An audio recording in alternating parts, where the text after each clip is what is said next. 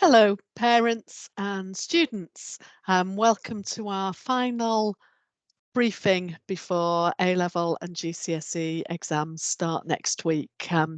In advance of GCSE exams starting on Tuesday, there was just some information that I thought would be really useful to update you with, and some procedures that I really want to remind students about. So, welcome. So first of all, just some dates for you. So GCSE exams start on Tuesday the 17th of May. Students have already had their personal timetables. Those have the rooms that the students are sitting their exams in and the seat that they'll be sitting at. Where there's any special arrangements for students because perhaps they've got two exams at the same time, the actual arrangements for them personally is on their timetables, and exactly the same for A-level students whose exams start exactly a week later. So results publication is on the 18th of August for A-level and level 3, and for GCSE on Thursday the 25th of August. That includes GCSEs that sixth formers might be resitting. Their results come out on the GCSE day if it's a GCSE. So the schedule is very different to normal, but it still looks really packed. So single subjects are spread out much more than they would normally be. So normally students might start with a maths paper and then the next maths paper will be a couple of days later. This year, for reasons that will become evident, the papers are about 10 days apart where there's two papers, and that's to make sure that students who might be ill for paper one have the opportunity, particularly if it still relates to COVID, to be not ill by the time we come to paper two, so that there is the potential for a grade to be awarded, but I'll explain that shortly. So A-level students must attend all lessons up until the start of half terms. That starts on Friday the 27th of May. So even on Friday the 27th of May, I expect A-level students to be in all of their lessons. That's all of their A-level lessons, and for students on mixed pathways, all of their BTEC lessons. Study leave will start from the 6th of June. That's when we come back after half term, but teachers will still be available to support students during timetabled lessons, and they will produce a timetable for students of specific revision topics that they will be covering in specific lessons. And we really do encourage students to attend, but we appreciate A-level students are all doing a different mix of subjects and might have an exam the following day that they want to prepare for. So it's for students who are young adults to work out for them what's the best way of them being prepared for their next exam.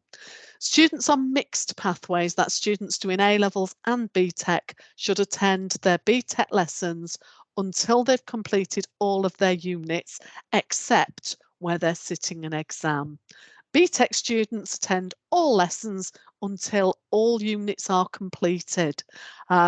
So where students have perhaps completed one unit, they use their lesson for that unit to work on assignments for units that are not yet complete. Students will be signed off formally when all of their units are completed and should be attending all lessons until that's the case. GCSEs, the arrangements for revision and support are much more structured and much more formal. So GCSEs start earlier than A-levels. They start on Tuesday the 17th of May with GCSE biology, and students have already received an exam timetable like this in their tutor rooms that tells them exactly where they need to be and exactly what they're going to be doing before the exam and after the exam. So where an exam finishes towards the end of the day, we're dismissing students to home if that's sensible. So I'll share this via a letter with parents too, so you know when students might be leaving just a little bit earlier, but it is very precise, examination by examination. But the routine for Year 11 students will normally be that they arrive in school prior to 8:15. That's really important. It means that they're not rushing in at 8:25 to try and get their things sorted out, to try and get their mark before they start an exam at 9 o'clock. So we want them in school at 8:15. We're going to provide a little bit of breakfast for them. Now, that's not going to be a sit down full breakfast. It will be some toast and some juice at 8:15 for students who are in school before 8:15. So if they want some toast and some juice before they start their exams, in school before 8:15, and then to their tutor rooms for 8:25. Their tutors will mark their registers. That allows us to check that everybody who's expected to be in exam that morning is there, and to do some chasing of students who might be missing to check what the reasons might be for that. If you could ensure that your child's tutor has the best contact details for you, please, especially if you've changed your mobile number in the last couple of months and it might not quite be up to date in school.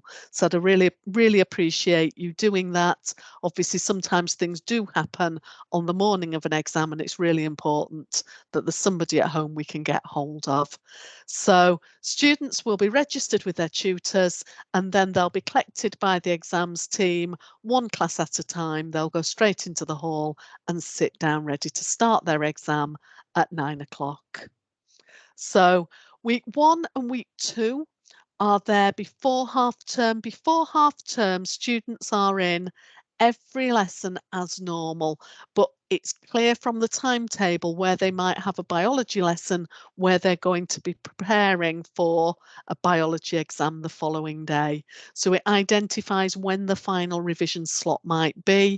After school revision with tutors is still ongoing. So if your child is having after school revision with tutors, please encourage them to attend that as normal, please. Week 3, immediately after half term, there are occasions where students in Year 11 from Monday the 6th of June will be allowed to do some revision at home. We appreciate that some students have a quiet place to work at home and work best on their own, in their own room, doing revision the way they've planned for themselves. So we're going to give them a little bit of time in the day to do that as well. So for example, on Monday the 6th of June, students will have normal lessons, periods 1 to 4. There are some revision topics that will be covered for their exam the next day. And then students who want to revise with their maths teachers for GCSE maths that starts the following day will be able to do that in the afternoon, periods 5 and 6. They can stay in school and revise with their maths teachers, or they have the option to revise from home from 1:20. So that doesn't happen ever so often, but it does allow students who want to revise at home to do that. Students who want to remain in school must be with the maths team. They can't just go to the library and revise in school. It's structured revision in school or revising on their own at home. If students are revising on their own at home, we do need to be absolutely certain that they are going home to revise rather than taking a slow route home. And I must be absolutely clear that students must not go to town to get something to eat or anything else. They're still in compulsory school. So any students that are found in town will obviously be picked up by the authorities, and we wouldn't want that to happen. Week 4 is our busiest week. So you will see halfway through week 4, there are things in red, and that's because we've got a clash exam. So even though this year exams have been spread out more than they've ever been spread out, we've ended up with 4 examinations for some students on one day. Those arrangements are in their timetables. So there are some students who will do 3 exams on Wednesday, the 15th of June. That's the maximum they can do on one day. And if they've only got 3 exams, we're not allowed to move one to the following day. There are students who've got 4 exams and one of their exams is being moved to the following day. And we've got supervision arrangements in place for that. So final week of GCSEs with a Leavers celebration event for GCSE and A-level students on Friday the 24th of June. So that's after the end of A-levels. We should have the last A-level the day before. Leavers event, the arrangements will be published by the 31st of May, but that'll be a wonderful time to celebrate with students and their successes. So once all of the hard work is over. So a little bit of information that I've gone through before, but it's worth a reminder. Grading, we do expect to be a little bit on the generous side this year. It's a transition back to the normal state of affairs. It will be pegged to a so grades will be pegged to a midpoint between 2021 and 2019. But please don't look at the 2021 grade boundaries. They were really, really high. It is likely to be closer to 2019 than 2021. So a little bit of generosity, but for students' sake, please don't expect grades, marks that would achieve a grade 6 to suddenly be achieving a grade 8 or 9. It will just help some students to get the right side of a boundary. Appeals go back to the normal way of working. So if a student is unhappy with the grade they get, we'll look really carefully at the marks they actually got. They can appeal to the examination board on the day that they receive their results. There will be a payment because the exam boards charge for a review of marking. But if the exam board agree that the mark was incorrect, then that fee is returned to you. So, but we are very careful with our advice around appeals because grades can go down as well as up. So it's not the same as the years where we had centre assessed grades or teacher assessed grades where the student kept the best grade. In this case, they can go down. Students who are still unhappy with the grade that they achieve will be able to resit, but in most cases not until summer 2023. Only in maths and English can they resit in November. So for all students, regardless of whether they're year 13 or year 11, the only guaranteed way to get a grade in the exam is to sit the exam. There are no teacher assessed grades, no centre assessed grades for students who aren't there.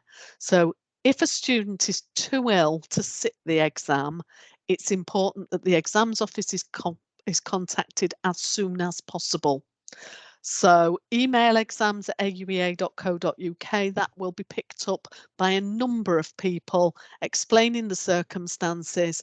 If a student is too ill to sit an exam, that will need medical evidence if we're going to apply for special consideration. So special consideration is for very serious cases of illness or circumstances that mean a student cannot take an exam. In some cases, it's possible for the board to award a grade even if a student has missed a paper. That's the reason why they've been spread out a little bit more than normal. But if a student doesn't sit any exams, so for maths, there are 3 papers, both I think at A-level and GCSE. If a student misses one of those 3, an aggregate grade could be awarded in exceptional circumstances. But if a student doesn't sit any of those papers, there's no evidence on which to base a grade, and it would be highly unlikely that a grade could be awarded. So as I say, the guaranteed way to get a grade is to sit the exam. There are no arrangements at all for moving an exam to a different day and time to the day and time on the timetable. I appreciate under Teacher assessed grades and centre assessed grades, things were much more flexible, but we are back to a proper public exam series. If a student is late or missing for an exam that's on the 17th of June in the morning, if they don't turn up at that time, there is no way in which that can be rearranged. Procedures for year 11s, they come in, they get their bite of something to eat, toast and a drink, they go to their normal tutor room, we will collect them and we'll make sure they're seated in the hall. That allows us to know that everybody's in when they need to be in. They've got an allocated seat in the hall or their exam room. Year 13, I really do need year 13s to arrive at their examination room 10 minutes before the published start time, and they must have locked all their belongings away first. So in the mocks, we had occasions of students either arriving bang on the published start time. Clearly, there's no time to organise where they're sitting, to read the invigilation notices, to read out any erratums that apply to their papers if they're not there before the published start time. So 10 minutes before the published start time, outside of the examination room with all their belongings locked away first, so they've nothing on them that they can't take in. The end of the exam, they remain in silence, exam conditions remain, and sometimes there'll be students who have a little bit more time because they're doing a different exam or a different set of papers who'll still be working. So they must leave the exam hall in silence, and the procedures say where students are being dismissed to. Year 13 students are simply dismissed to home or to study if they're going to study sessions. Year 11s, the procedures say precisely where they should go. Students need an exam pack, clear pencil case, black pens, they can't write in blue or anything different to black, pencils, rulers, protectors, and a calculator that is exam compliant, and it must be exam compliant. Some calculators have memories that aren't exam compliant. Students need their own calculator so they know how to use it, and that they must not bring anything that's not on that list into the hall. So small bottle of water, it must be water and it must be in a clear bottle and the label's got to be removed. They're not allowed to bring a mobile phone or any type of watch, regardless of whether it's a smartwatch or not, or any type of electronic device, including headphones and earbuds. Because they're in an exam season, most aren't going to a lesson straight after their exam. Their phones in particular would be safest left at home. No personal belongings at all in the exam hall. Coats, balls, bags, skateboards, everything else must go in their lockers. So if it doesn't fit in their locker, it's best that they don't bring it to school that day, because there's nowhere else in school. We're a very small building for a very large number of students now. There is nowhere else for them to store their belongings. Leave it at home if they don't actually need it for the exam, please. If you need advice or support about when an exam is and what the rules are, Mr. Aslam, the examinations officer, is the person to contact. If you've got queries that are more serious, if you would contact me in person, please. Mr. Shakespeare is the senior invigilator, and on a day-to-day basis, he can normally help students with what time an exam starts and where they need to be and what they might need. COVID is still causing us some issues, and clearly if a student's got COVID and you need some advice about what they need to do, don't come into school still.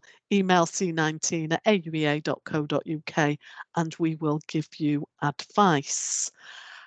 Thank you very much. If you do need further information, please contact me directly. It just remains for me to say, work hard and the very best of luck. To be fair, working hard creates the luck, and we look forward to an outstanding set of results in the summer. Thank you very much.